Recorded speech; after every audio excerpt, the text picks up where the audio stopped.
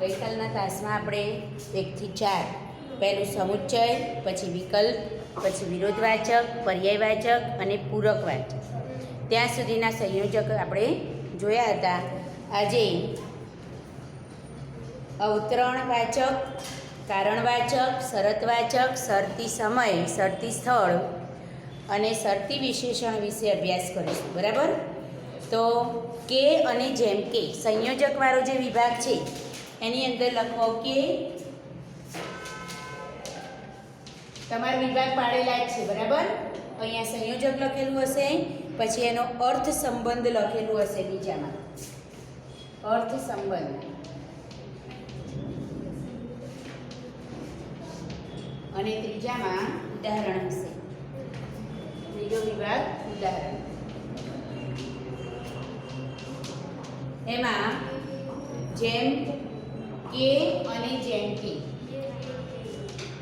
અને જેમ કે એમાં લખો અર્થ સંબંધમાં લખો અવતરણવાચક અથવા દ્રષ્ટાંતવાચક.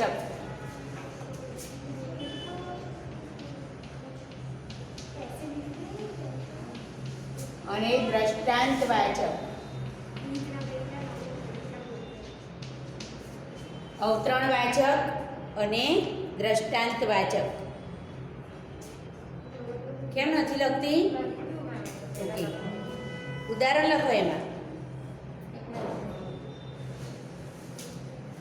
અવતરણવાચક અને દ્રષ્ટાંતવાચક. ઉદાહરણ એમાં લગભગ 5 વાગે, લગભગ 5 વાગે, લગભગ 5 વાગે ડ્રાઈવરે, લગભગ 5 વાગે ડ્રાઈવરે જાહેર કર્યું કે પહોંચતા મોડું થશે. લગભગ 5 વાગે ડ્રાઈવરે જાહેર કર્યું કે પહોંચતા મોડું થશે. સંયોજક જે છે નીચે અંડરલાઈન કરવાની છે કે નીચે. બરાબર? પછી દ્રષ્ટાંતવાચકમાં ઉદાહરણ લખો. જીવનમાં કેટલીક બાબતો, જીવનમાં કેટલીક બાબતો ખૂબ ઉપયોગી નીવડે છે. જીવનમાં કેટલીક બાબતો ખૂબ ઉપયોગી નીવડે છે. જેમ કે સમયપત્રક, જેમ કે સમયપત્રક. જીવનમાં કેટલીક બાબતો ખૂબ ઉપયોગી નીવડે છે, જેમ કે સમયપત્રક.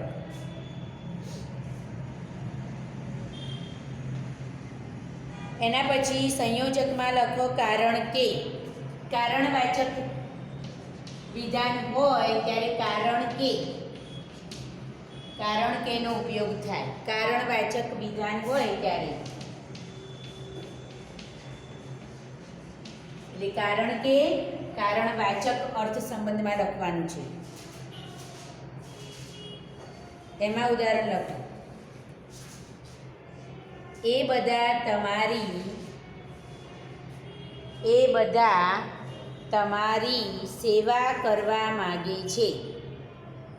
એ બધા તમારી સેવા કરવા માગે છે.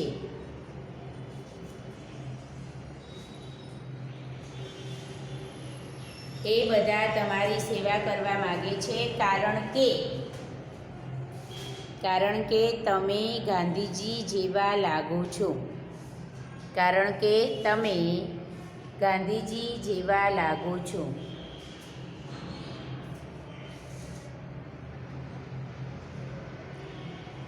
એના પછી જો તો શરતવાચક. શરતવાચક. જો તો શરતવાચક. એમાં ઉદાહરણ લખો.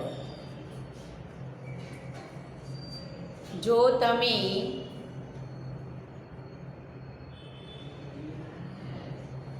જવ, જો તમે જવ આડો ઘસીને, જો તમે જવ આડો ઘસીને લગાવશો તો, જો તમે જવ આડો ઘસીને લગાવશો તો આંજણી તરત મટી જશે, આંજણી તરત મટી જશે.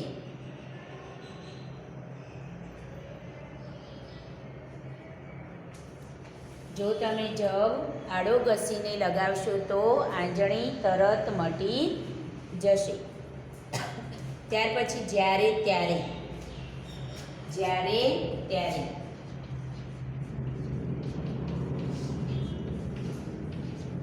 જ્યારે ત્યારે શરતી સમય દર્શાવે છે, શરતી સમય દર્શાવે છે.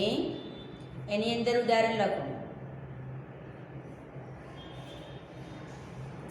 જ્યારે 10 વાગે નાયકો, જ્યારે 10 વાગે નાયકો જાગ્યા ત્યારે, જ્યારે 10 વાગે નાયકો જાગ્યા ત્યારે કરુણાશંકર માસ્તરે, કરુણાશંકર માસ્તરે મુખ્ય નાયકની મુલાકાત લીધી, મુખ્ય નાયકની મુલાકાત લીધી. ક્યારે મુલાકાત લીધી? તો જ્યારે નાયક જાગ્યા ત્યારે. શરતનો સમય દર્શાવે છે કે જ્યારે 10 વાગે નાયકો જાગ્યા ત્યારે કરુણાશંકર માસ્તરે મુખ્ય નાયકની મુલાકાત લીધી. બીજું ઉદાહરણ. હું જ્યારે નવરો પડું, હું જ્યારે નવરો પડું ત્યારે, જ્યારે નવરો પડું ત્યારે તમને જમાડું ને, હું જ્યારે નવરો પડું ત્યારે તમને જમાડું ને. તો જ્યારે ત્યારે બંને નીચે અંડરલાઈન કરી દેવાની.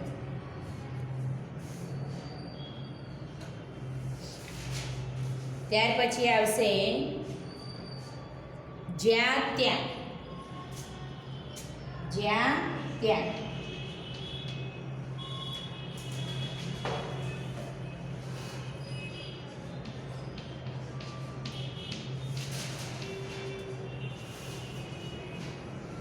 શરતી સ્થાન, શરતી સ્થાન.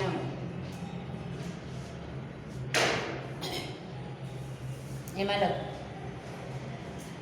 જ્યાં જ્યાં વસે એક ગુજરાતી, જ્યાં જ્યાં વસે એક ગુજરાતી ત્યાં ત્યાં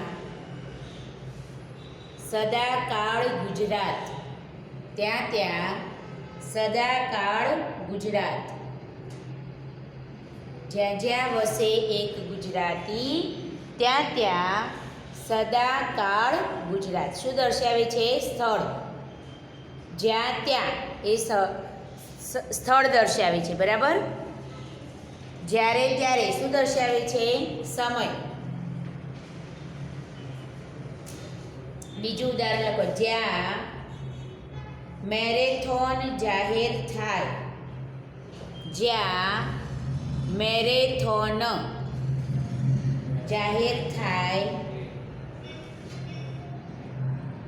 ત્યાં તે હાજર હોય જ, ત્યાં તે હાજર હોય જ. ત્યાં પણ જ્યાં અને ત્યાં નીચે અંડરલાઈન કરી દો. પછી આવશે જેનું તેનું, જેનું તેનું. જેનું તેનુંમાં શરતી વિશેષણ, શરતી વિશેષણ,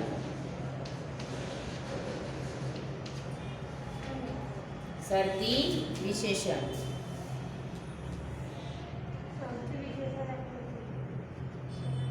વાક્યની અંદર વિશેષણ શું દર્શાવે?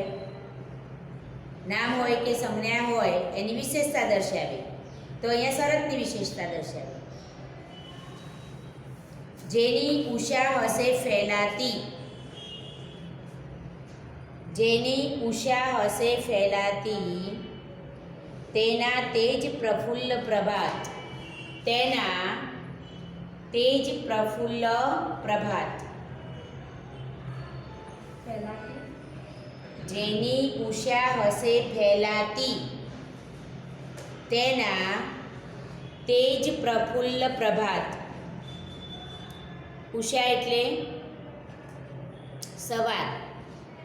સવારના સૂર્યના કિરણો કેવા હોય? પ્રફુલ્લ, આનંદિત લગે, આપણને ગમે એવા. કેમ માસ્ક નીકળી જાય છે તારું? અને તારું ધ્યાન ક્યાં છે બગા? લખી નાખ્યું એટલે પછી પહેલાં લખી દેવાનું, પછી બી ધ્યાન નહીં દેવાનું. એવું જેની ઉષા હશે ફેલાતી, તેના તેજ પ્રફુલ્લ પ્રભાત. પ્રભાત એટલે સવાર, અને ઉષા એટલે પણ સવાર.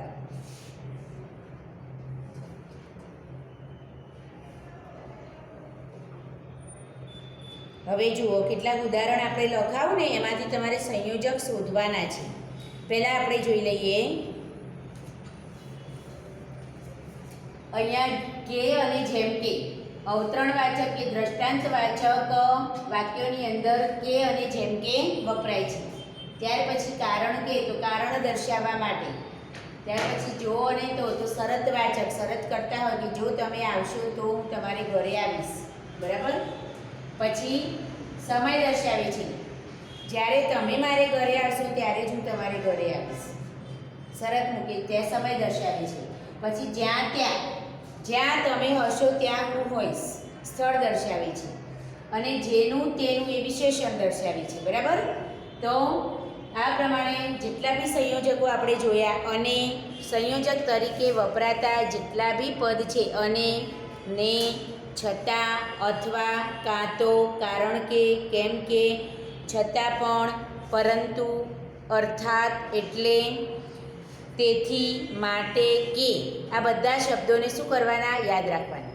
વાક્યમાંથી તમને એવું પૂછવામાં આવે કે સંયોજક શોધીને લખો, તો એ વખતે સંયોજક શું છે, કયું છે એમાં, એ આપણને ઓળખતા આવડતું હોવું જોઈએ. પછી સંયોજક, ધારો કે એક વાક્ય આપણને આપ્યું,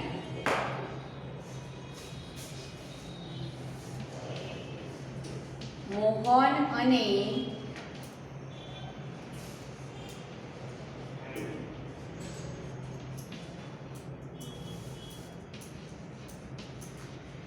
વિદ્યાર્થી છે, આવું આપણને એક વાક્ય આપ્યું છે. આમાં સંયોજક કયું છે? અને. પણ આ જે સ્થળાંગિક વાક્ય છે એને આપણે અલગ અલગ કરવું હોય તો શું કરવું પડે? એમાંથી સંયોજક દૂર કરવું પડે. એમાંથી સંયોજક દૂર કરવું પડે. અને દૂર કરીએ તો એનાથી કેટલા વાક્યો બની જશે? 2. પહેલું વાક્ય શું બનશે? બોલ તો બેટા તું. મોહન વિદ્યાર્થી છે. બેસી જા. મોહન વિદ્યાર્થી છે. પછી બીજું વાક્ય શું બનશે? તું બોલ બેટા. રમણ વિદ્યાર્થી છે. બેસી જા. અહીંયા જુઓ, બંને વાક્યો સાદા બની ગયા. અને શું કહેવાય? સાદું વાક્ય. સાદું વાક્ય. અને આને શું કહેવાય? સંયુક્ત વાક્ય કહેવાય. ખ્યાલ આવ્યો? બે વાક્યોને સંયોજક દ્વારા જ્યારે જોડવામાં આવે, પણ છતાં બંને સ્વતંત્ર હોય, બંનેનું મહત્ત્વ સરખું હોય, બંને વિધાન મુખ્ય હોય, તો એને સંયુક્ત વિધાન કહેવાય. અને આ બંને સાદા વિધાન કહેવાય. સાદા વિધાનમાં સંયોજકનો ઉપયોગ થાય નહીં. સાદા વિધાનમાં સંયોજકનો ઉપયોગ થાય નહીં. અને સંયુક્ત વિધાનમાં સંયોજકનો ઉપયોગ થાય. એ સિવાય એક ત્રીજો પ્રકાર છે વાક્યનો. કયો છે? જેમાં સંયોજકોનો આપણે ઉપયોગ કરીએ છીએ. મિશ્ર વાક્ય કે સંકુલ વાક્ય. એને શું કહેવાય? સંકુલ વાક્ય. સંકુલ વાક્યમાં શું હોય કે એક વાક્ય સાદું એટલે કે મુખ્ય હોય અને બીજું ગૌણ હોય. એક વાક્ય બીજા વાક્ય પર આધારિત હોય. દાખલા તરીકે આજે મેં હોમવર્ક કર્યું નથી કારણ કે હું બહાર ગયો હતો. કેમ હોમવર્ક નથી કર્યું એનું કારણ આપણને બીજા વિધાનમાં શું બતાવે છે. એને સંકુલ વાક્ય કહેવાય. કેવું કહેવાય? સંકુલ. એની અંદર પણ સંયોજકનો ઉપયોગ થાય. તમને વિધાન આવી રીતે આપી દીધું હોય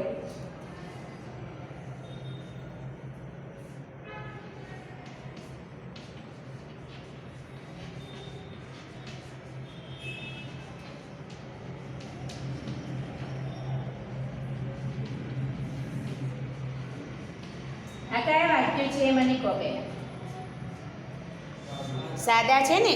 આને આપણે હવે સંકુલ વાક્યમાં ફેરવવું છે. સંયોજક શું કરવું પડશે? મૂકવું પડશે. તો તમે સંયોજક મૂકીને આ વાક્ય બનાવો. ચલો બોલો. એક જ જણ બોલે. બોલો મારે દવા પીવી પડશે કારણ કે હું બીમાર છું. મારે દવા પીવી પડશે કારણ કે હું બીમાર છું.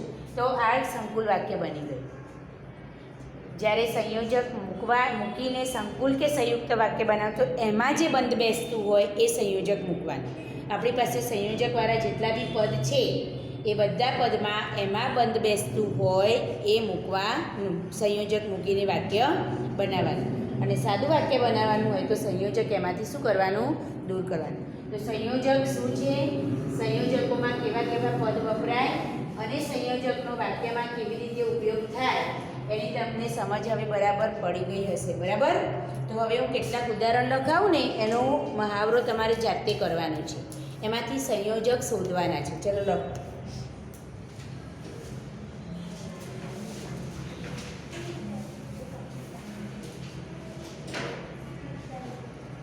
ઉદાહરણ તરીકે લખો.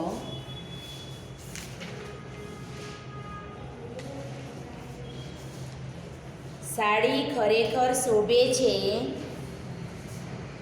સાડી ખરેખર શોભે છે.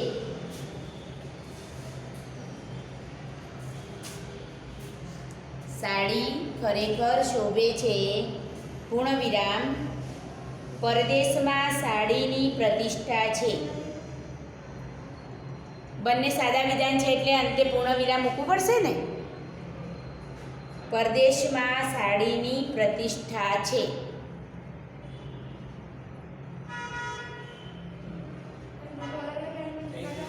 બીજું વાક્ય લખો. હવે એના માટે જગ્યા છોડ દો. સંયોજક મૂકી તમારે લખવાનું થશે ને એના માટે જગ્યા છોડ દો. બીજું વાક્ય લખો. લે આ મને ગમ્યું તે મારું. લે આ મને ગમ્યું તે મારું. જો આ તને ગમે તો સારું. જો આ તને ગમે તો સારું. તે મારું. જો આ તને ગમે તો સારું. ત્રીજું વાક્ય.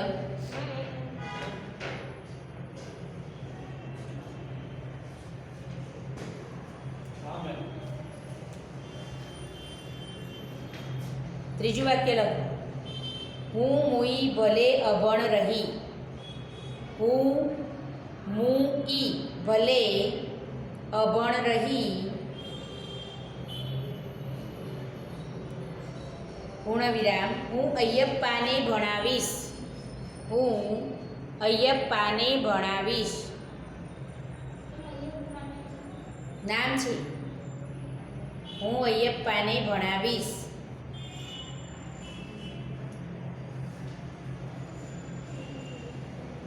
પછી આગળ વાક્ય. સિન્થિયા કહે.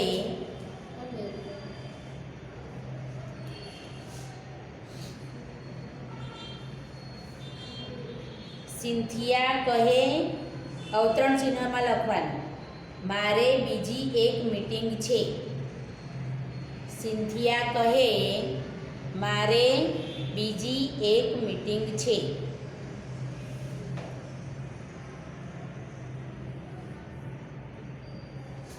પાંચમું વાક્ય.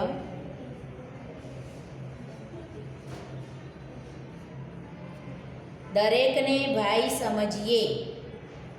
દરેકને ભાઈ સમજીએ.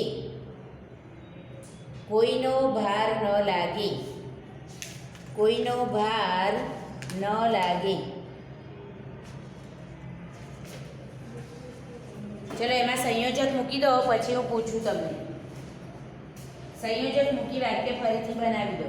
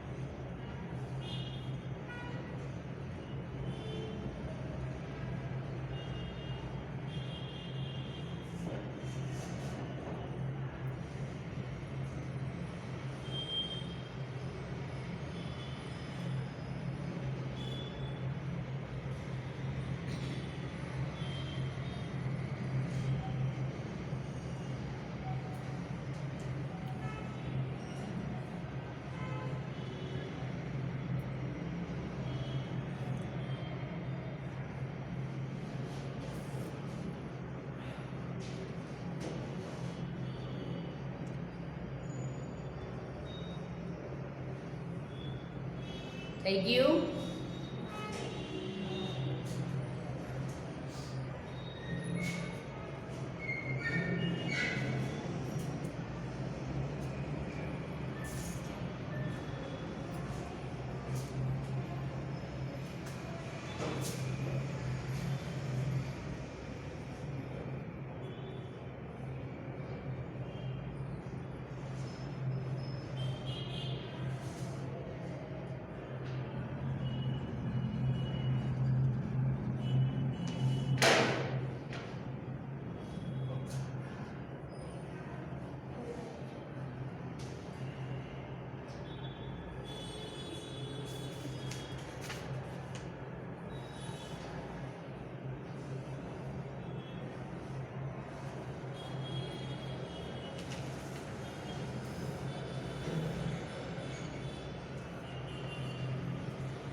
લખાઈ ગયા? તારે ભાઈ છેલ્લે બહેનોમાં લખાઈ ગયું?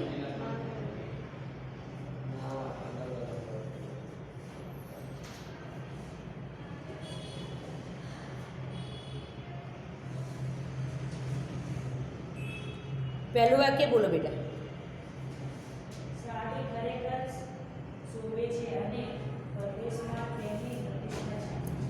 સાડી ખરેખર શોભે છે અને પરદેશમાં તેની પ્રતિષ્ઠા છે. તો જ્યાં તમે અને મૂક્યું ને ત્યાં અંડરલાઈન કરી દેજો, બેસી જા. બીજું વાક્ય બોલ બગાડું.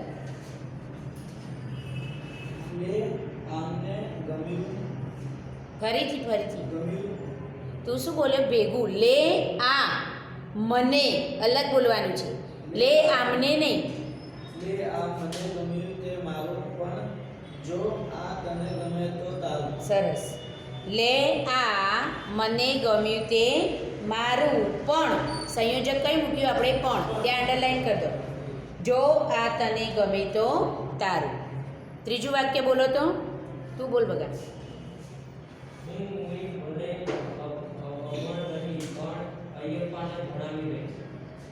હું અય્યપ્પાને ભણાવીશ. બરાબર? બેસી જા. હું મુઈ ભલે અભણ રહી પણ, એમાં સંયોજક આપણે મૂક્યું પણ હું અય્યપ્પાને ભણાવીશ. ચોથું વાક્ય છે, નથી લખ્યું. હા, સિન્થિયા કહે કે સંયોજક મૂક્યું આપણે. સિન્થિયા કહે કે મારે બીજી એક મીટિંગ છે. પાંચમું વાક્ય બોલો.